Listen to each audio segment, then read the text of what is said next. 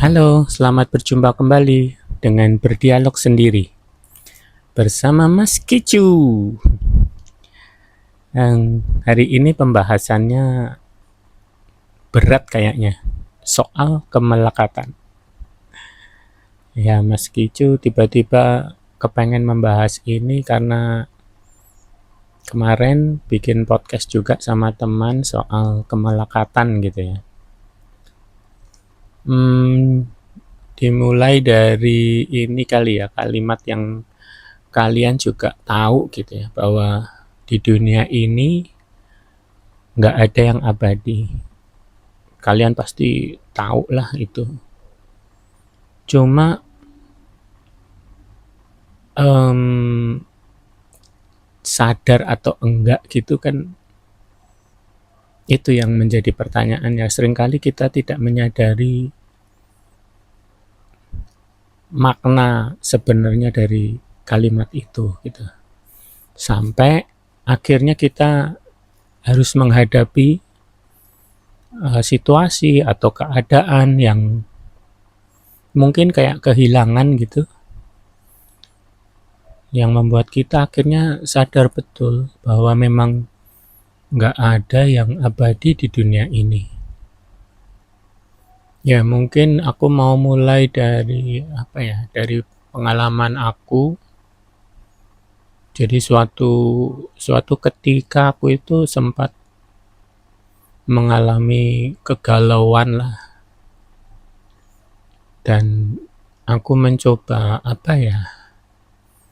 mencari-cari ketenangan gitu kan. Terus kebetulan nemu channel YouTube yang isinya soal meditasi gitu. Meskipun sebenarnya aku tuh nggak pernah itu mau meditasi ya, tapi aku coba-coba dan seringnya memang ketiduran aja gitu ya, karena memang nggak familiar dengan bermeditasi dan sebagainya gitu ya.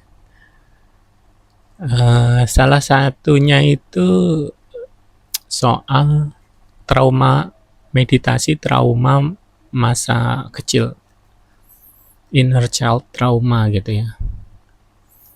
Si ini YouTuber ini bilang kalau kita itu mempunyai trauma-trauma masa kecil yang kita pendam, tapi sebenarnya berpengaruh gitu loh dengan kehidupan kita sampai tua gitu, kalau kita belum menyelesaikannya ya. Contohnya ya, dia ngasih contoh mungkin kayak, kenapa kok aku sering menunda-nunda menyelesaikan sesuatu gitu-gitu. Seringkali pemicunya karena ini inner child trauma gitu. Nah, menurut aku ini menarik kan ya. aku sebelumnya itu ya tahu sih, cuma nggak ngerti gimana sih caranya. Jadi aku mencoba untuk bermeditasi, mengetahui inner child trauma aku itu apa gitu. Nah, ya pokoknya aku tuh ya meditasi, tapi sedikit skeptis dan pesimis juga ya, emang bisa gitu. Karena memang belum pernah sama sekali kan. Ya kayak guided meditation gitu, terus diarahkan gitu kan. Aku nontonnya di YouTube ya. Diarahkan untuk bertanya gitu kan. Terus tiba-tiba di kepala itu muncul pengalaman zaman kecil. Aku itu pernah dikurung di kamar mandi sama orang tuaku gitu, karena mungkin aku rewel saat itu ya. Ini sebagai background cerita, kalau mungkin yang kelahiran tahun 80-an, 90-an gitu ya, punya orang tua yang straight gitu, yang agak keras. Mungkin cerita-cerita kayak dikurung di kamar mandi atau dicambuk pakai sabuk gitu gitu. Saat itu merupakan hal yang lumrah gitu ya untuk untuk kayak semacam memberi penghukuman gitu loh, biar si anak ini nyadar bahwa mereka nggak boleh rewel atau apa gitu ya. Tapi mungkin kalau untuk zaman sekarang itu dianggap kekerasan ya. Nah, ya pokoknya intinya gitulah. Aku ingat bahwa zaman itu aku pernah dikurung di kamar mandi gitu. Ya menurut aku, ya terus kenapa emangnya gitu kan? Menurut aku itu hal yang lumrah gitu kan, karena ya didikan orang tua seperti itu gitu. Mengapa gitu? Apa? Terus ya itu, terus bertanya kepada diri sendiri, tiba-tiba kayak ada aha moment gitu. Aha, ternyata aku itu takut ditinggalin. Aku punya trauma takut ditinggalin, aku itu punya trauma takut kesepian. Setelah dipikir-pikir, ah, masuk akal ya. Karena sejujurnya aku tuh kalau suka sama orang itu bucin gitu loh, cenderung bucin. Terus jadi masuk akal gitu kan. Oh, ya mungkin ini karena trauma gua ya, traumaku gitu yang nggak mau ditinggalin gitu kan, takut kesepian gitu. Semua jadi masuk akal gitu. Nah, itu yang jadi kayak sumber kemelekatan kan. Oh, sumber kemelekatanku itu ternyata begitu. Nah, ini balik lagi ke zaman kecil ya. Jadi ya itu mungkin saking melekatnya itu gitu, apa ketergantunganku sama orang gitu ya, mungkin takut ditinggalin gitu. Zaman kecil itu kalau di Jawa itu ada kepercayaan gitu ya. Kalau kalian kejatuhan cicak itu pertanda bahwa akan ada orang yang kalian sayangi atau orang terdekat itu akan sakit atau meninggal gitu ya. Iya, itu aku jadi ingat kalau zaman kecil itu aku paling paling takut kalau lihat cicak ada di ini, di atap di atas kepalaku persis gitu. Aku sering kali kalau lihat cicak itu langsung menghindar gitu loh. Karena ya itu aku takut kehilangan orang yang aku cintai, aku sayangi gitu. Orang yang dekat sama aku takut itu. Ya pokoknya semuanya jadi terasa masuk akal ya. Gitu deh. Nah, ya itu jadi aku jadi belajar gitu ya bahwa ya kebahagiaan, rasa tenang gitu sebenarnya kita sendiri yang menciptakan gitu loh. Kita sebenarnya udah dibekali oleh Tuhan yang Maha Kuasa itu, apa ya, maksudnya selain bersosialisasi sebenarnya kita bisa menciptakan rasa bahagia, itu harus kita ciptakan sendiri gitu. Rasa tenang itu harus dari dalam diri gitu. Ya aku jadi mulai belajar untuk sayang sama diri aku sendiri gitu kan, untuk mulai mengurangi kemelekatan itu, belajar mencoba ikhlas. Ya sudah gitu kan, apapun yang terjadi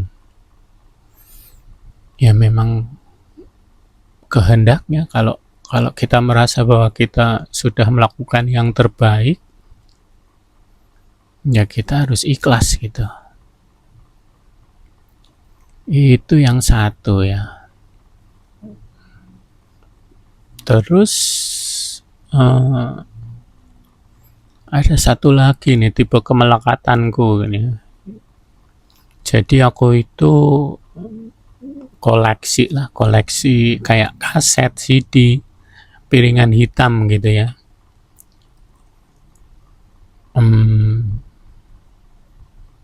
Jadi ketika zaman SMA gitu, aku tuh dikasih uang untuk beli kaset gitu kan, sebulan satu kaset sama orang tua aku gitu untuk beli kaset. Aku tuh merasa kurang gitu ya setelah setelah sudah bekerja dan punya uang sendiri, jadi ini kan apa, yang dulunya aku kurang, aku langsung ini kepengen punya gitu, yang kaset-kaset, CD-CD gitu, aku beli gitu. Ya itu sih salah satu kemelekatannya itu ya, barang-barang koleksi gitu kan. Kalau kalian suka nonton YouTube kolektor-kolektor mainan juga hampir sama ya polanya. Ketika mereka kecil, mereka belum belum bisa beli sendiri, masih masih mengandalkan uang dari orang tua gitu, terus kepengen ini nggak bisa gitu. Ketika mereka sudah bekerja gitu, mereka melampiaskan semua gitu ya keinginan mereka gitu.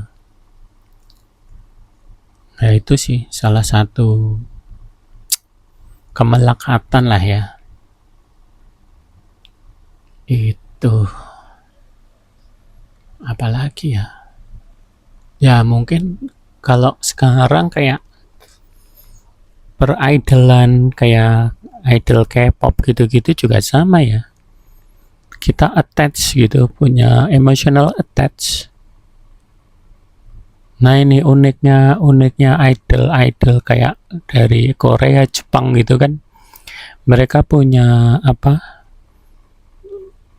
Punya caranya sendiri untuk dekat dengan fans mereka gitu ya. Contohnya itu AKB48 kan, mereka punya moto maju dan berkembang bersama fans gitu ya. JKT juga, JKT48. Ya itu mereka, para penggemar ini jadi merasa attached kan secara emosional, karena merasa dekat bahwa mereka juga mendukung dari nol terus sampai mereka besar gitu. Itu yang membedakan dengan idol Amerika mungkin ya. Kalau idol Amerika kan kita seringkali nggak tahu awalnya dari mana, tapi mereka tiba-tiba besar dan ya kelakuannya ya I am superstar gitu.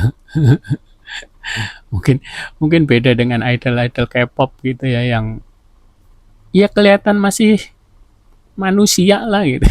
Manusia yang bisa di apa namanya, bisa dijangkau, padahal sih enggak ya. Ya tetap aja mereka sebenarnya superstar gitu ya. Ya kalau ada yang menurut kalian kurang benar, kalian bisa koreksi juga ya. Ya itu sih, kemelekatan itu ya ada kadarnya lah ya.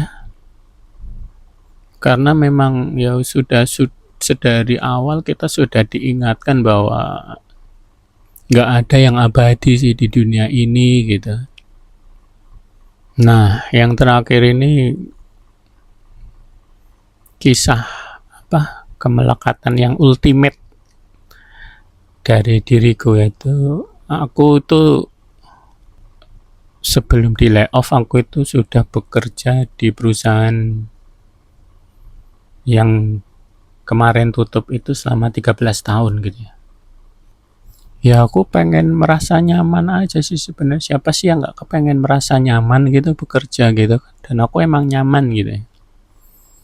Tapi ternyata mungkin apa ya, semesta dan Tuhan Yang Maha Esa menganggap bahwa itu zona nyaman yang nggak boleh apa ya, mungkin nggak boleh terlalu lama aku berhenti di situ gitu ya.